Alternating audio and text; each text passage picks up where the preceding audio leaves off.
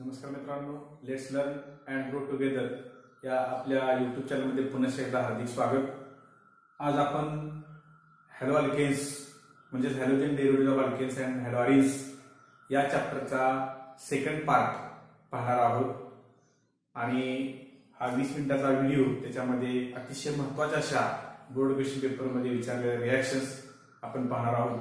2 question जे नेहमी येतात क्वेश्चन पेपरमध्ये, त्यामध्ये explain optical activity of lactic acid आणि त्यालाच पॅरलल क्वेश्चन आहे explain optical activity of 2-chlorobutyne.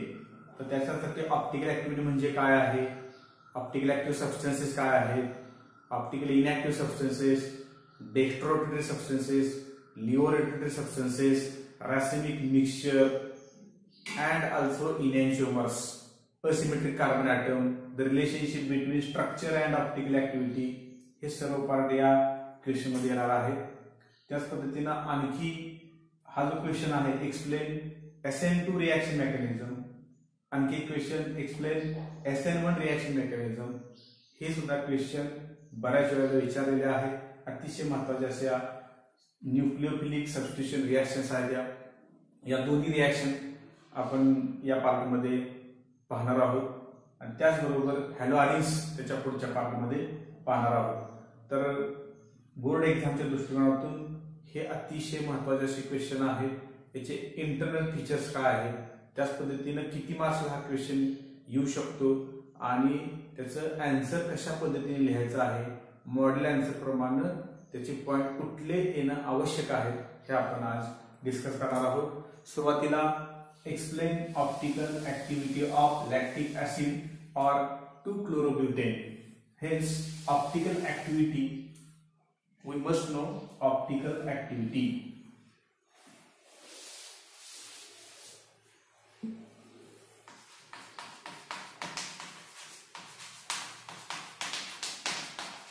It is the phenomenon of rotation of the plane polarized light in right direction or left direction. That means it is the phenomenon of rotation of plane polarized light in the clockwise direction or anti-clockwise direction. The substances which rotates the plane polarized light towards right or towards left are known as optical active substances. That means the substances must have ability to rotate plane of the plane polarized light through certain angle towards clockwise or anti-clockwise. These substances are known as optical active substances and this phenomenon is known as optical activity. इसका definition आपल्याला बऱ्याच वेळा विचारलेला आहे.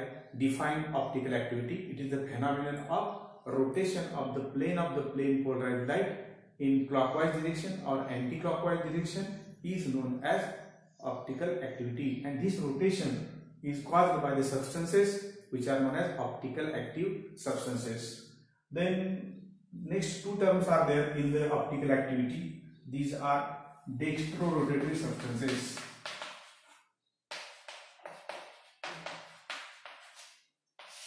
The substances which rotates plane polarized light towards clockwise, these are known as dextro rotatory substances. They are denoted by plus sign or D. Dextro substances, these rotates plane polarized light towards clockwise or right side. And another Leo rotatory, they are denoted by minus or L. The substances which rotates plane polarized light towards left or anti-clockwise are known as Leo rotatory substances. And another definition, racemic mixture or DL mixture. It is also known as DL mixture. What is racemic mixture?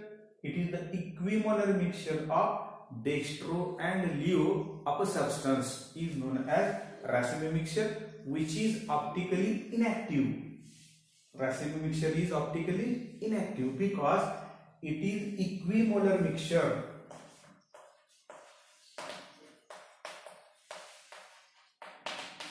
Equimolar mixture of Dextro and LEO, these two substances are mixed together. Racemic mixture is formed. Hence, it is optically inactive. It do not rotate plane of the plane polarized light due to external compensation. That means the effect of Dextro is cancelled by the effect of LEO. Hence, it is a optically inactive mixture. आपल्याला असा question येऊ शकतो की define dextrorotatory substances, define laevorotatory substances, define racemic mixture, आणि आणखी एक question याच्यामध्ये आहे डिफाइन इनॅन्शिओमर्स और what are इनॅन्शिओमर्स.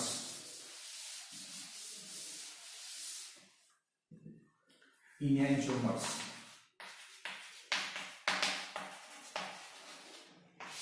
Enantiomers are also known as optical antipodes. Optical antipodes.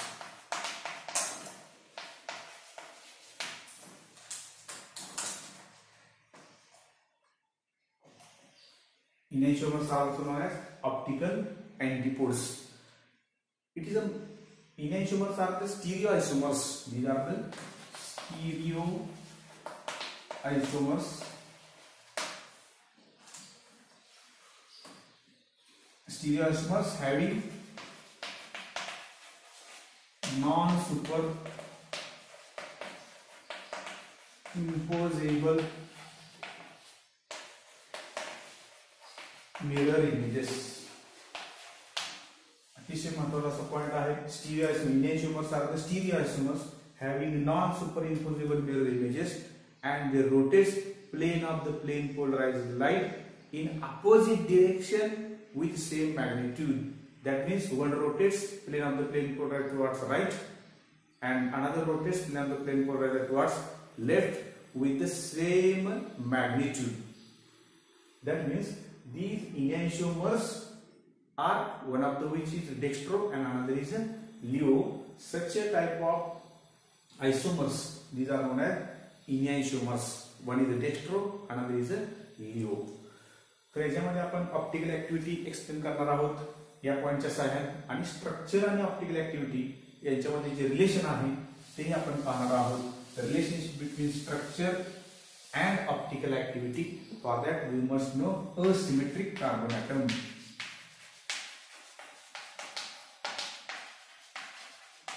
याची सुद्धा डेफिनेशन आपल्याला येऊ शकते. It is a tetrahedral carbon.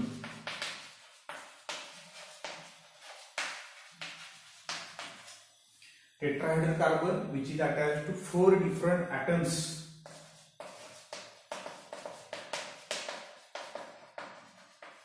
Or groups. Asymmetric carbon atom is a carbon atom which is attached to 4 different atoms or groups, and it is tetrahedral in nature having sp3 hybridization. असा जो carbon असेल त्याला asymmetric carbon atom असं म्हणायचं. आणि हा asymmetric carbon item ज्या molecule मध्ये आहे ते सगळे मॉलिक्यूल ऑप्टिकल ऍक्टिव्ह असतात. त्याचं एक्झाम्पल आहे लॅक्टिक ऍसिड. याच्यात आपल्याला बघायचा असिमेट्रिक कार्बन ॲटम आहे की नाही. त्यानंतर glucose, it is optical active substance. Then 2-chlorobutane, optical active substance. Then we have to see the how many asymmetric carbon atoms are present in lactic acid, glucose, and 2-chlorobutane, and why they show optical activity. Because they can be represented as enantiomers, one of which rotates the plane of the plane polarized towards left, another rotates towards right, that is anti-clockwise and clockwise direction. Hence we will see the structure of lactic acid and why it shows optical activity. Hence whenever a question is asked for 3 marks, explain the optical activity of lactic acid. त्याच्या अगोदर जे question आपण विचारले जाऊ शकतात आणि विचारलेले आहेत ते म्हणजे या सर्व डेफिनेशन आहेत. त्या सर्व डेफिनेशन आपण पाहिल्या. आणि आता optical activity, explanation of optical activity of lactic acid. Hence if question is like this, explain optical activity of lactic acid, पहिला जो पॉइंट आपल्याला लिहायचा आहे structure of lactic acid is like this. त्या स्ट्रक्चरसाठी हाफ मार्क आहे. Structure of lactic acid CH3CH6 COOH आणि हा OH. म्हणजे हा जो कार्बन आहे त्याचं कम्प्लीट स्ट्रक्चर आपण काढलं CH3CHOH COOH. हा पहिला कार्बन हा ऑप्टिकली ऍक्टिव्ह नाही because it is attached to 3 hydrogen atoms. Hydrogen atoms are similar. The second carbon atom, this is the second carbon atom which is attached to hydrogen CH3OH and COOH. These are the 4 different atoms which are attached to this carbon atom. Hence it is asymmetric carbon atom. Hence this molecule is optically active. If you see this carbon atom, it is not tetrahedral carbon atom. It do not have sp3 hybridization. It is sp2 hybridized carbon atom because it contains carbon oxygen double bond. Hence only one carbon atom is asymmetric carbon atom. Hence it shows optical activity. So why it shows optical activity? It is due to tetrahedral carbon atom having 4 different atoms or groups, which is known as asymmetric carbon atom. This is the relationship between structure and optical activity. Whenever molecule contains asymmetric carbon atom, it is optically active. First point आपण पाहिला की याच्यामध्ये 4 different atoms आहेत. दुसऱ्या point मध्ये आपल्याला पाहायचं आहे की asymmetric carbon atom ची संख्या 1 आहे. त्याच्यावरून आपल्याला optical आयसोमर्स, number of optical आयसोमर्स possible आहे. हा जो कार्बन आहे त्याला मी स्टार मार्क देतो. सेकंड पॉइंट मध्ये आपल्याला number of optical isomers. Number of optical isomers for this structure are, it is given Y isomer is equal to I is equal to 2 raised to n, where n is the number of asymmetric carbon atom. And by using this equation, by using this formula, we can determine number of optical isomers for this compound. And it is equal to 2 raised to 1 is equal to 2. म्हणजे 2 optical आयसोमर याला possible आहे या structure साठी. हा आपला second point असेल. याला सुद्धा अर्धा मार्क आहे. वरचं स्ट्रक्चर लिहिणे अर्धा मार्क, असिमेट्रिक कार्बन ॲटम सांगणे अर्धा मार्क, 1 मार्क तिथे झाला. हा सेकंड पॉइंट मध्ये आपला अर्धा मार्क झाला. आणि पुढचा जो 1 मार्क आहे तो त्याच्या स्ट्रक्चर साठी आपण जे 2 structures of this lactic acid which are mirror images of each other, and these are non-superimposable mirror images. Hence we have to write Fischer projection formula. According to Fischer projection formula, the most oxidized carbon atom is at the top. Hence 3 carbon atoms are there. We will write COOH, and this is the CH3, and this H and OH. CH3, this here is at the cross mark carbon atom CH, OH and COH. This is the Fischer projection formula, and its mirror images. Its mirror image will be non-superimposable mirror image COOH, COH, H, CH3. That means the arrangement of H and OH about this carbon atom changes. In this arrangement, OH is towards the right. In this arrangement, OH is towards left. Hence, one of these structure is a Dextro, and another is Leo. These 2 isomers are known as enantiomers of each other. Why these are known as enantiomers? One of which is rotates the plane of the plane polarized towards right, another rotates towards left, but with same magnitude. Hence these are known as enantiomers. These are the non-superimposable mirror images. हा जो point आहे त्या point साठी 1 mark आहे. म्हणजे आपण पहिल्या point साठी 1 मार्क, दुसऱ्या पॉइंट साठी अर्धा मार्क, तिसऱ्या पॉइंट साठी 1 मार्क, आणि शेवटचा जो पॉइंट आपला राहिलेला आहे तो अर्ध्या मार्क साठी equimolar mixture of these 2 is known as racemic mixture. Equimolar mixture of Dextro and Leo is known as racemic mixture. Racemic mixture, and it is optically inactive due to external compensation. म्हणजे डेक्स्ट्रोचा effect Leo cancel करणार आहे. अशा पद्धतीने optical activity आपण discuss केलेली आहे. आपला पुढचा जो अतिशय महत्त्वाचा क्वेश्चन की जो आहे तो SN1 reaction and SN2 reaction.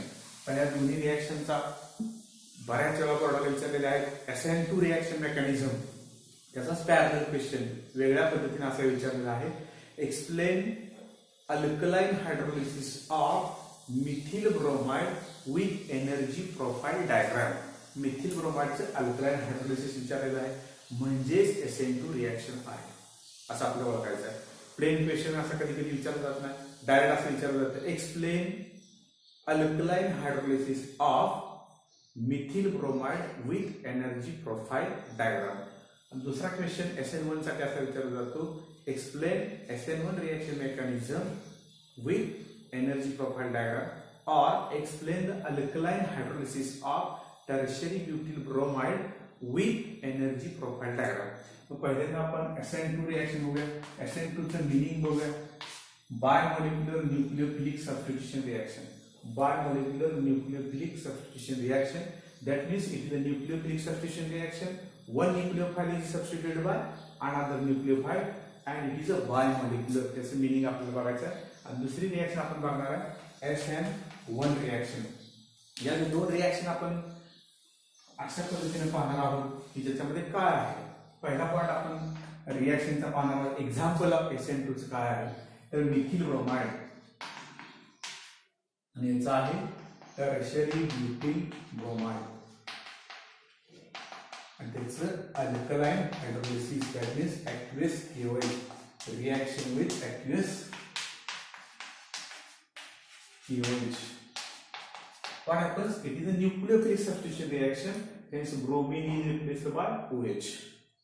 That means bond between carbon and bromine is broken, and bond between carbon and OH is formed. Like this here, bond between carbon and bromine is broken, and bond between carbon and OH is formed. अशा पद्धतीने आपल्याला ही दोन reaction parallel study करायचं. हिला SN2 का म्हणायचं, हिला SN1 का म्हणायचं. क्वेश्चन मी दोन वेळा सांगितला की हा क्वेश्चन असा येऊ शकतो. Explain alkaline hydrolysis of methyl bromide with energy profile diagram 3 मार्क्ससाठी. Explain alkaline hydrolysis of tertiary butyl bromide with energy profile diagram 3 मार्क्ससाठी. तसाच आणखी एक क्वेश्चन येऊ शकतो. Write the difference between SN2 and SN1 reaction mechanism. अशा पद्धतीने आपल्याला 3 प्रश्न वेगवेगळे याच संदर्भात येऊ शकतात. काही MCQ याच्यावरती आलेले आहेत, याच्या अंतर्गत ज्या बाबी आहेत त्याच्यावरती. तर ही जी रिएक्शन आहे त्याच्यामध्ये जे प्रोडक्ट आहे याचा प्रोडक्ट असणार आहे CH3OH प्लस KBr. याचा काय असणार आहे CH3C CH3OH प्लस KBr. अशा पद्धतीने त्याचे करस्पॉन्डिंग अल्कोहोल तयार होणार आहेत. Corresponding alcohols, methyl alcohol is formed and tertiary butyl alcohol is formed. अशा पद्धतीने ही न्यूक्लियोफिलिक सबस्टिट्यूशन रिएक्शन आहे. हा पहिला पॉइंट झाला. त्या पहिल्या पॉइंटसाठी हाफ मार्क आहे. म्हणजे ही जर रिएक्शन आली तरी हिला हाफ मार्क, रिएक्शन घेण्यासाठी हाफ मार्क. तर दुसरं आपल्याला बघायचं आहे की हा जो प्रोडक्ट तयार झाला त्याच्यामध्ये मेकॅनिझम कशा पद्धतीने होते. त्यासाठी सेकंड पॉइंट जो आहे तो कायनेटिक्स ऑफ द रिएक्शन. इथून आपला डिफरन्स चालू होतोय. Kinetics of the reaction. Rate of this reaction depends upon concentration of methyl bromide K into CH3Br concentration of OH minus, that is KOH. That means rate of this reaction depends upon both concentration of methyl bromide as well as concentration of aqueous KOH. दोघांवरती concentration अवलंबून आहे. म्हणून second order reaction. Both these reactions are responsible for the rate of the reaction. Hence, it is a second order reaction known as SN2 reaction. And in this case, we are going to see the parallel reaction. In the SN1 reaction, what happens? The kinetics of this reaction.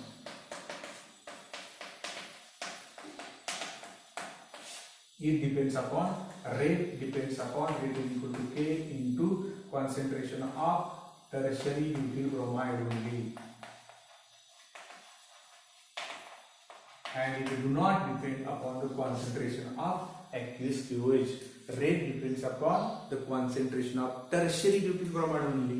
Hence, it is the SN1 reaction, and this affects in the mechanism.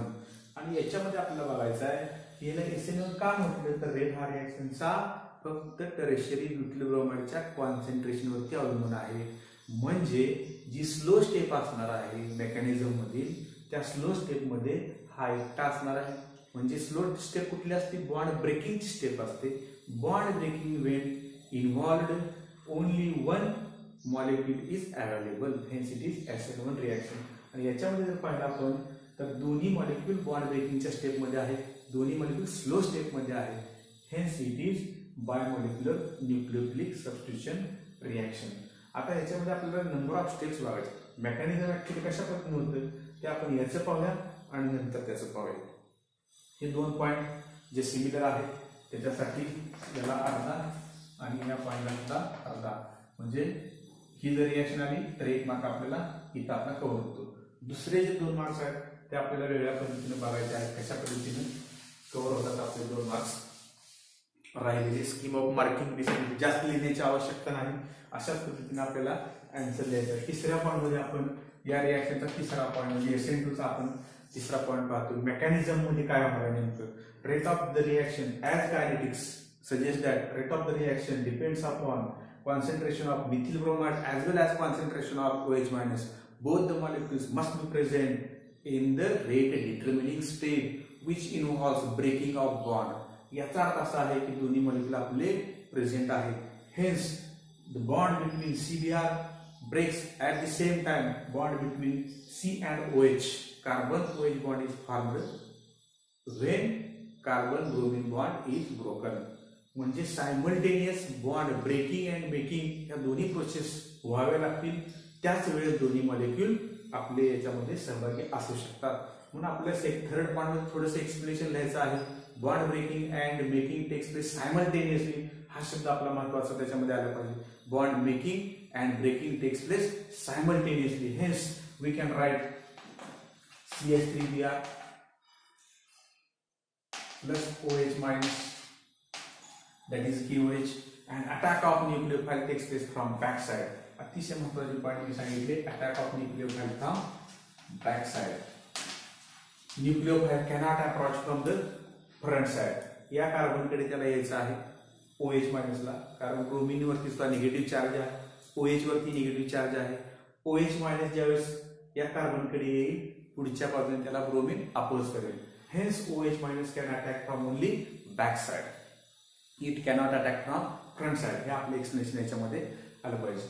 आणखी काय? Whenever back side attack takes place inversion of configuration takes place, म्हणजे configuration पहिले जे आहे ते बदलणार आहे. Y?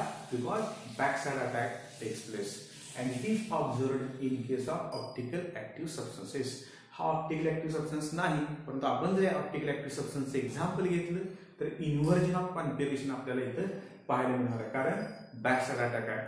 आणि आपण आता म्हटलं की these two processes takes place simultaneously. Bond formation between carbon and OH at the same time. Breaking of bond takes place. That means this step involves breaking of bond as well as formation of bond. And whenever bond is broken, it requires input of energy. It requires input of energy. Hence, it is a slow step. This step is a slow step and RDS, rate determining step. हिला slow step का म्हटलं? कारण हिच्यामध्ये bond breaking आहे आणि bond breaking साठी energy input द्यावं लागतं. Energy द्यावं लागत असेल तर ती स्टेप स्लो असते आणि ती जी स्लो स्टेप आहे तिलाच म्हणायचं रेट डिटर्मिनिंग स्टेप. आणि या रेट डिटर्मिनिंग स्टेप मध्ये 2 molecules are available. Hence rate depends upon the concentration of these 2. Hence it is SN2 reaction mechanism. असा त्याचा अर्थ आहे. It is a single step reaction. SN2 जरी असलं नावात तरी सिंगल स्टेप रिएक्शन आहे. Single step. एक्सप्लेनेशन मध्ये हा 1 मार्काचा भाग आहे. एक्सप्लेनेशन 1 मार्क साठी आणि रिएक्शन साठी 1 मार्क आहे. आणि जर 4 मार्क्ससाठी रिएक्शन विचारली तर एनर्जी प्रोफाइल डायग्राम 1 मार्क्ससाठी असणार. अशा पद्धतीने ही जी स्टेप आहे त्या स्टेप मध्ये भरपूर एक्सप्लेनेशन आहे. एक ट्रान्झिशन स्टेट आपल्याला दाखवायची आहे की ज्यावेळेस बॉन्ड तयार होतोय आणि बॉन्ड ब्रेकिंग होतोय. म्हणजे याच स्टेप मध्ये हा जो कार्बन आहे तो 3 हायड्रोजन आयन झालेला आहे आणि हा OH मायनस त्याच्याबरोबर बॉन्ड तयार करतोय delta minus half delta minus charge is present on this OH group and half delta minus charge is present on bromine. This is the transition state. That means the state in which bond between carbon and OH is going to form. At the same time, the bond between carbon and bromine is going to break. अशा पद्धतीने हे transition स्टेटला म्हटलं जातं. TS एकच transition state याच्यामध्ये आहे कारण ही reaction कशी आहे सिंगल स्टेप रिएक्शन आहे. बॅक साइड अटॅक आहे. इन्व्हर्जन ऑफ कॉन्फिगरेशन होतं. पहिले जे कॉन्फिगरेशन आहे ते बदलणार आहे.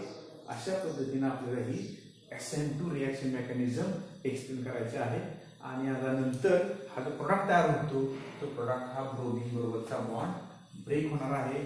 म्हणजे OH मायनस कुठल्या बाजूला अटॅच झाला कम्प्लिटली बॅक साइड म्हणजे Br ज्या बाजूला होता त्याच्या अपोजिट साइडनं OH आलेला आहे.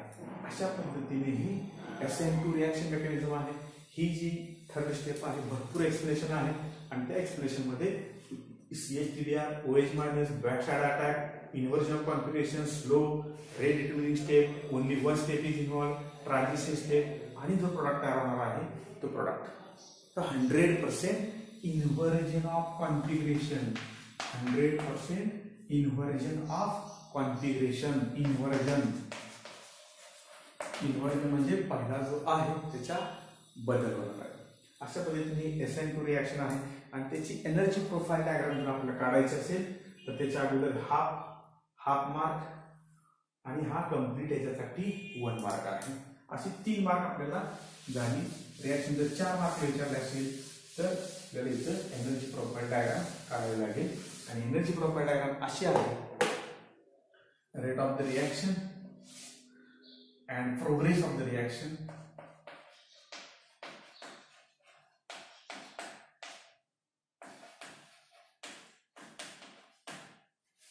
आणि इथं पोटेन्शियल एनर्जी असा हा कर्व आहे.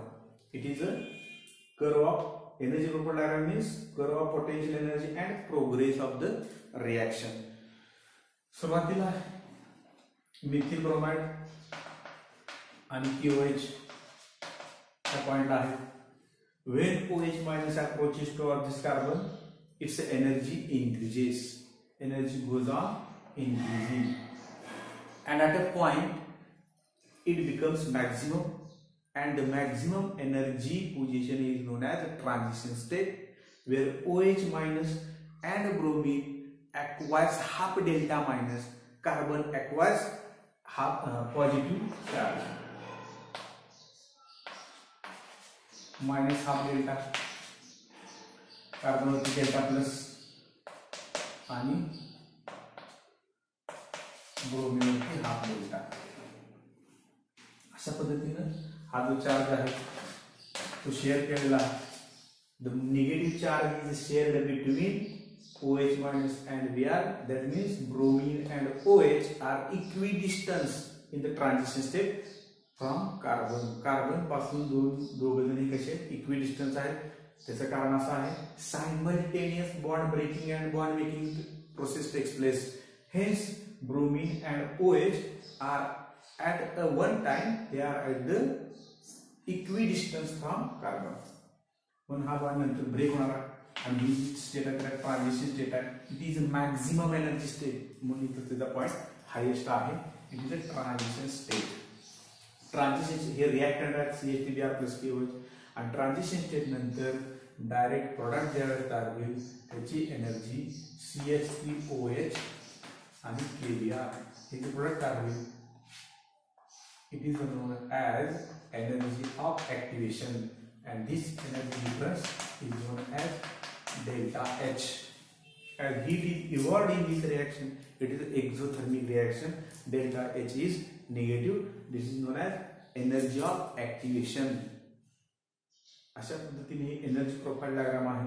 तिला मीनिंग आहे हे ट्रान्झिशन स्टेट आहे, रिएक्टंट आहे, प्रोडक्ट आहे, and these are the energy differences which takes place between the process.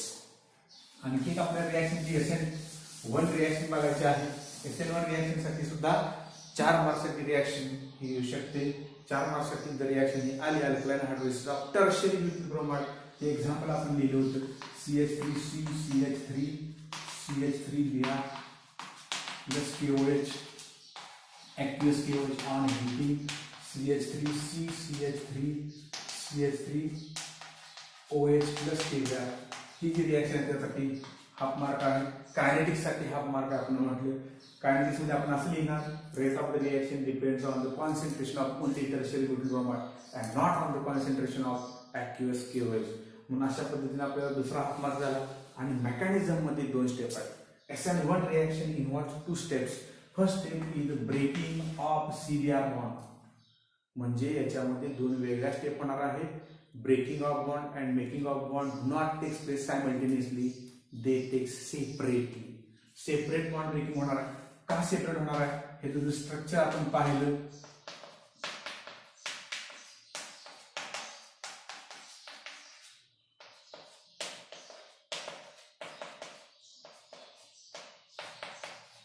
अशा पद्धतीचं स्ट्रक्चर हा जो मॉलिक्यूल आहे क्राउडी स्ट्रक्चर आहे, क्राउडिंग आहे.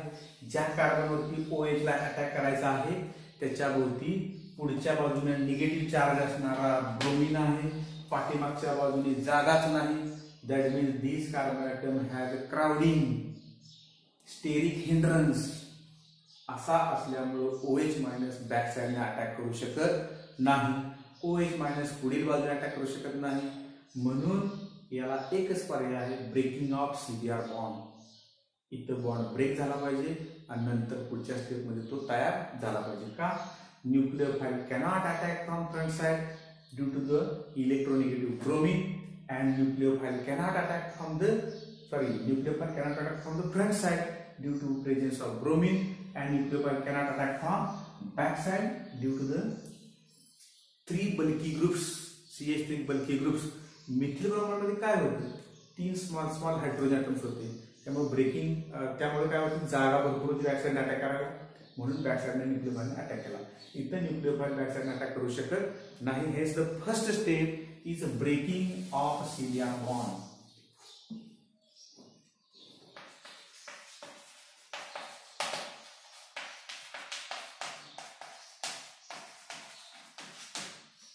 ब्रेकिंग होत असताना ज्यावेळेस OH मायनस अप्रोच होतोय तो त्याच्यापर्यंत पोहोचलेला नाही, त्याच्या अगोदरच CBr बॉन्ड ब्रेक होतो.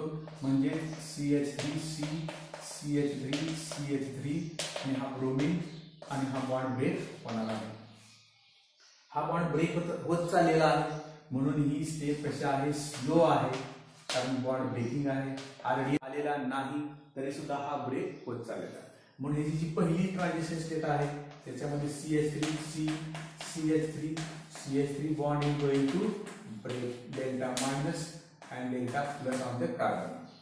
अशा पद्धतीची ही फर्स्ट ट्रान्झिशन स्टेट आहे, PS फर्स्ट असं तिला म्हटलेलं आहे. कारण बॉन्ड हा अगोदर ब्रेक होत चाललेला आहे. जर हा बॉन्ड ब्रेक झाला तर कसा होणार आहे? It takes place by heterolytic bond breaking. That is heterolytic fission takes place. Both electrons are taken away by bromine आणि आपला प्रोडक्ट ब्रेक झाल्यानंतर असा असणार आहे CH3 प्लस. म्हणजे हा ब्रोमीन निघून गेला. याला म्हटलं टर्शियरी ब्युटिल कार्बोकॅटायन. हा जो कॅटायन तयार झाला त्याला म्हणायचं tertiary butyl carbocation, because it is form from tertiary butyl bromide. Hence it is tertiary butyl carbocation. It is stable. Why it is stable? Due to hyperconjugation. ज्या कारण आपण पाहिलं हायपर कॉन्जुगेशन याच्यावरच मल्टिपल चॉईस क्वेश्चन आलेला आहे. Which of the following carbocation is more stable? हा carbocation सगळ्यात जास्त स्टेबल आहे कारण त्याला 9 हायपर कॉन्जुगेटिंग स्ट्रक्चर्स आहेत. आता हायपर कॉन्जुगेटिंग स्ट्रक्चर्स म्हणजे काय? या कार्बनचे इलेक्ट्रॉन दोन्ही गेलेले आहेत, त्याच्यामुळे त्याला पॉझिटिव्ह चार्ज आलाय. तो पॉझिटिव्ह चार्ज घालण्यासाठी हे 9 हायड्रोजन ॲटम जे शेजारच्या कार्बनवरती आहेत ते मदत करत असतात. त्यालाच आपण हायपर कॉन्जुगेशन असं सोप्या भाषेत म्हणणार आहोत. आणि हायपर कॉन्जुगेशनमुळे हा टर्शियरी ब्युटिल कार्बोकॅटायन स्टेबल आहे. जर CH3Br मध्ये हा बॉन्ड ब्रेक झाला असता, डायरेक्ट CH3Br हा जो बॉन्ड डायरेक्ट ब्रेक झाला तर काय मिळाला असता आपल्याला? Intermediate CH3 plus. म्हणजे हा मिथिल कार्बोकॅटायन तयार झाला असता. हा मिथिल कार्बोकॅटायन का तयार होत नाही त्याचं रिझन आहे hyper conjugation. It do not have hyperconjugating structure because it do not have adjacent carbon atom. जो शेजारच्या कार्बन हायड्रोजन आहे त्याला मदत करू शकत नाही कारण शेजारी कार्बनच नाही. तसे याला 3 शेजारी कार्बन आहेत आणि 9 हायड्रोजन ॲटम त्याला मदत करू शकतात. म्हणून हा बॉन्ड ब्रेकिंग करतो. आणि हा बॉन्ड ब्रेकिंग करायच्या अगोदर खात्री करतो आपल्याला OH मायनस पाठीमागच्या बाजूने अटॅच होणार आहे. अशा पद्धतीनं नेमका डिफरन्स असा आहे SN2 आणि SN1 मध्ये की bond breaking takes place simultaneously in case of SN2 and breaking of CBr bond takes place first and making of bond takes place next in the next step. म्हणून या step मध्ये फक्त एकटा tertiary butyl bromide आहे म्हणून याला म्हटलं SN1 reaction because slow step involves only breaking of tertiary butyl bromide bond CBr bond breaking and not involvement of formation of a COH bond. Hence in the next step which is very fast step and the rate of reaction do not depends upon the next step, it depends only on this step and hence it is a SN1 reaction. आता आपल्याला second step बघायची आहे. ही transition step first झाली. Intermediate तयार झाला होता. जसा intermediate आपल्याला तिकडे तयार झालेला नाही म्हणजे हा डिफरन्सचा पॉइंट आहे. Intermediate is formed. 2 step reaction, 1 step reaction do not involve intermediate. Rate of reaction depends upon only concentration of methyl bromide, methyl bromide. Rate of reaction depends upon both methyl bromide and KOH. अशा पद्धतीने डिफरन्सचे point सुद्धा आपल्याला लिहायचे आहे. आता याच्यामध्ये जर पाहिलं आपण पुढच्या पॉइंटवर आपल्याला लक्षात येईल की नेमकं काय होते. हा जो टर्शियरी ब्युटाइल कार्बोकॅटायन आपला तयार झाला in the second step second tertiary butyl carbocation and it has features. त्याचे फीचर्स आपल्याला सांगायचे. Positive charge is there. Hybridization sp2 hybridization कार्बोकॅटायनचा हायब्रिडायझेशन sp2 हायब्रिडायझेशन हा जो इंटरमिजिएट आहे तो sp2 हायब्रिडायझेशन कार्बन असणारा इंटरमिजिएट आहे आणि त्याची जॉमेट्री ट्रायगोनल प्लेनर आहे. या दोन्ही बाबी आपल्याला इथं महत्त्वाचे मेन्शन करायचे आहेत. The tertiary butyl carbocation form is having trigonal geometry. त्याचं रिझन असं आहे आता न्यूक्लियोफाइल कुठल्या बाजूने येऊ शकतो. Nucleophile can attack from front side as well as nucleophile can attack from back side. आपण दोन्ही बाजूने अटॅक करू शकतो म्हणून आपल्याला 50% inversion and 50% retention of configuration takes place. 50% inversion and 50% retention. If front side attack takes place, retention of configuration. If back side attack takes place, inversion of configuration. अशा पद्धतीने आपल्याला आणखी एक इतर ट्रान्झिशन स्टेट तयार करायचे. Bond is going to form between carbon and OH and it is known as transition state. अशा पद्धतीने ही रिएक्शन आपल्याला एक्सप्लेन करायची आहे. हे जे 2 स्टेप आहेत त्या 2 स्टेपसाठी पुन्हा एकदा 2 मार्क आहेत आपल्याला. त्याच्यामध्ये आपण पाठीमागच्या रिएक्शनमध्ये तसंच पाहिलं होतं की मेकॅनिझमसाठी कंप्लीट 2 मार्क आहेत. तसे याच्या 2 स्टेपमध्ये 2 मार्क आहेत. त्याच्या एकाच स्टेपमध्ये 2 मार्क आहेत. आणि त्याचं जे एक्सप्लेनेशन आहे ते सर्वात महत्त्वाचं हे एक्सप्लेनेशन आपल्या इथे लिहायचं आहे. It is sp2 hybridization carbocation 50% inversion. Why takes place because nucleophile can attack from both side. आणि तिकडं काय होतं nucleophile can attack from only back side. हे 100% inversion of configuration. Here nucleophile can attack from front side as well as back side. आणि आणखी एक महत्त्वाचा जो डिफरन्सचा पॉईंट आपल्याला सांगता येईल की ज्याच्यामध्ये इंटरमिजिएट आहे त्याच्यामध्ये इंटरमिजिएट नाही. SN2 involves SN2 do not involve intermediate formation of intermediate. SN1 involves formation of intermediate and it is tertiary butyl carbocation. Tertiary alkyl halides gives SN1 reaction. Primary alkyl halides gives SN2 reaction. अशा पद्धतीने differentiate point आपल्याला 6 differentiate point detective मध्ये दिले आहेत. हे व्यवस्थित एकदा 6 point करायचे आहेत कारण 2 वेळेला हा क्वेश्चन आलेला आहे. Write the difference between SN2 and SN1 reaction mechanism. 2 step, 1 step हा सुद्धा डिफरन्स पॉईंट आहे. Second order reaction, first order reaction हा सुद्धा डिफरन्स पॉईंट आहे. Back side attack, both back side आणि front side attack, inversion of configuration, inversion and retention of configuration. अशा पद्धतीने आपल्याला रिएक्शनचे दोघांमध्ये डिफरन्स द्यायचा आहे. याची जी एनर्जी प्रोफाइल डायग्राम आहे एनर्जी प्रोफाइल डायग्राम मध्ये 2 ट्रान्झिशन स्टेट आहे. Progress of the reaction and potential energy. असा जो कर्व आहे इथं रिॲक्टंट आहे म्हणजे टर्शियरी ब्युटिल ब्रोमाइड आणि ॲक्वियस केवळ energy increases then first transition step where CBr bond is going to break first इथं आली त्यानंतर कार्बोकॅटायन तयार झाला कार्बोकॅटायनची एनर्जी थोडी कमी आहे आणि नंतर आणखी एक ट्रान्झिशन स्टेप TS2 इथं काय bond formation between C and OH bond break झाल्यानंतर इथं काय आपल्याला आपण याला A म्हणूया याला B C D आणि हा E म्हणजे प्रॉडक्ट आहे A म्हणजे रिॲक्टंट E म्हणजे प्रॉडक्ट B म्हणजे TS फर्स्ट C म्हणजे कार्बोकॅटायन फॉर्मेशन ऑफ इंटरमिजिएट आणि D म्हणजे आपला ट्रान्झिशन स्टेप सेकंड आहे where bond formation is going to take place bond breaking bond formation and intermediate अशा पद्धतीने हे दोन बदल आपल्याला लक्षात घ्यायचे हा जो एनर्जी डिफरन्स आहे त्याला potential energy difference activation energy असं म्हटलेलं आहे आणि ही सेकंड ॲक्टिवेशन एनर्जी आहे आणि हा जो डिफरन्स आहे दोघांमधला तो डेल्टा H आहे अशा पद्धतीने ही एनर्जी प्रोफाईल डायग्राम आहे असं आपल्याला 4 मार्क्ससाठी हे दोन्ही question with scheme of marking आपण एक्सप्लेन केलेले आहे तुम्हाला नक्कीच हा व्हिडिओ आवडला असेल पुन्हा एकदा आपण शेवटचा या चॅप्टरचा जो महत्त्वाचे क्वेश्चन आहे फक्त 10 मिनिटांमध्ये आपण पुढच्या भागामध्ये पाहणार आहोत उद्याच्या धन्यवाद